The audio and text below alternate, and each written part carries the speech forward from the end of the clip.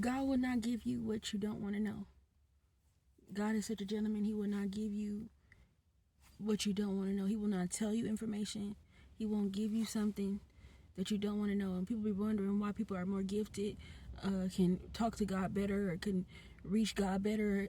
Some people actually have relationships with God. They actually care about and maintaining, actually they read their Bible and they actually really truly want to meet the Father and to know who He is, know what He likes and dislikes, and reads the Word, and it means something, and it's written on the contents of their heart. That that's real for other people. I know for other people that's not a real thing. They don't care about God. They don't care what God has to say. So, but there's people that out here that really do care what God has to say. They live in fear of Him, right? They don't fear like being scared to death. They're fear because they don't want to be separated from Him. It's a difference. It's a difference to fear God and to fear Him in a way where you do not want to be separated from Him because of the things you've done to hurt His heart. It's a real thing, right? People care about God's heart. Some people don't care about God's heart. They don't care, but that's another story.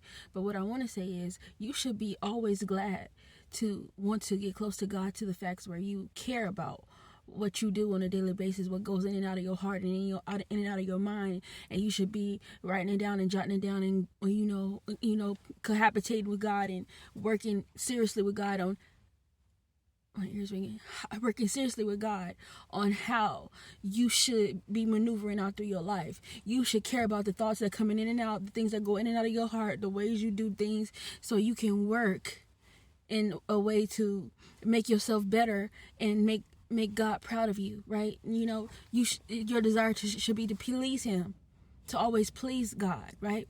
That's what you should be doing on a day-to-day basis. So some people refuse to live their reality. They refuse to live the truth. They don't like the truth. And so what God told me is some people don't like the fact that you are the truth, that you walk in a room and people can see the reflection of you. They can see the reflection of you is too bright. It's too bright for them, or they don't like what they see because it reminds them of what they're not. Not only that, they don't want to do the internal work. So what they do is to make you feel like you don't exist, you don't matter, and to come against you because they refuse to believe that truth exists, right? Outside of the reality that they always know to be true. They grapple onto this false reality that is not real. And so that's what they did to Abba, the father, Ahiah. They got him up out of here because they could not hold the fact, they could not hold that the truth was evident. They could not hold that. They forced them to release the reality that they always knew what was real. I've always known him to be my husband. I don't want to let him go, or I don't want to let her go. I don't want to let this job go, or I don't want to let my habits go. So you gotta go. You gotta leave. God will come into your life and tell you cannot do this, and that, and the third. And you will tell him. You will tell them. Right. You will tell them. You will tell the people, take him and hang him, because he is not. This is not my reality. This is not true. I'd rather keep what's the lie. They let the murderer come in and they put God. They took Abba and hung him. Was the real gag is he was hung on a tree, but we ain't gonna go there. But they took the father. Let's just play semantics. They took the father and nailed him to the cross. But that's what a lot of y'all do in y'all life all the time. He comes in your life, tells you the truth, tells you that ain't the man for you, tells you that's not the woman, that's not the job, that's not where you're supposed to live, tell you stop drinking, stop smoking, stop getting your cheeks clapped by people that's not your husband, stop doing all this stuff, and you will tell them, hang him, nail him to the cross, the truth, and give me the murderer, please. I'd rather have the murderer because the truth is too much for me to handle. I can't handle that. I can't handle that. And it's the surrogacy thing. Abba told me to speak on that. The surrogacy thing is an abomination. I don't give a damn who you holding the baby for. It's not. That is wrong.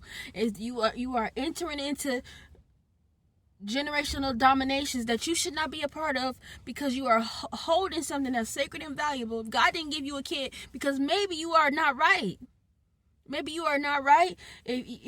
Blessings come from God, and anything going on in your body, anything going what's wrong with you, you need to seek the Father on that.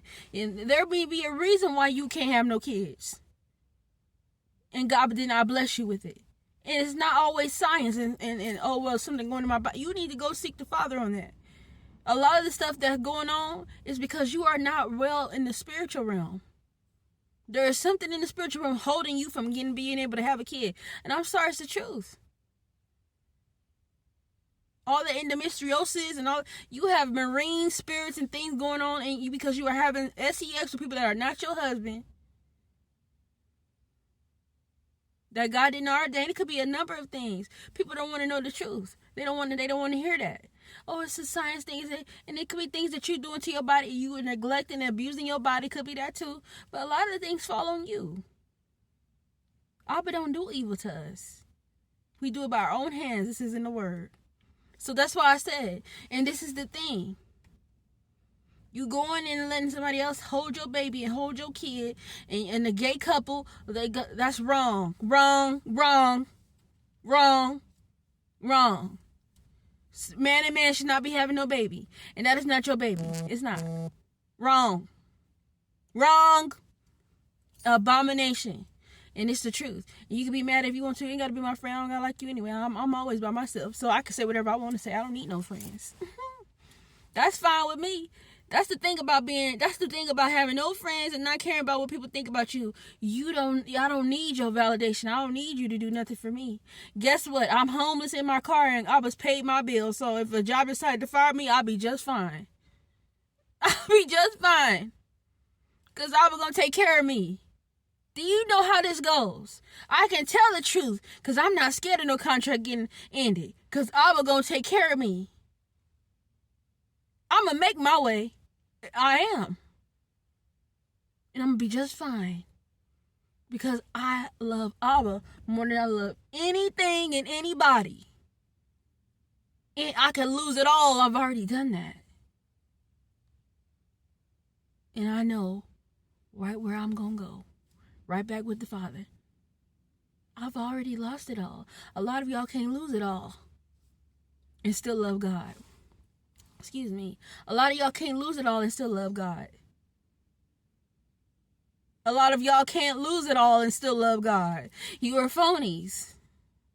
You're a liar.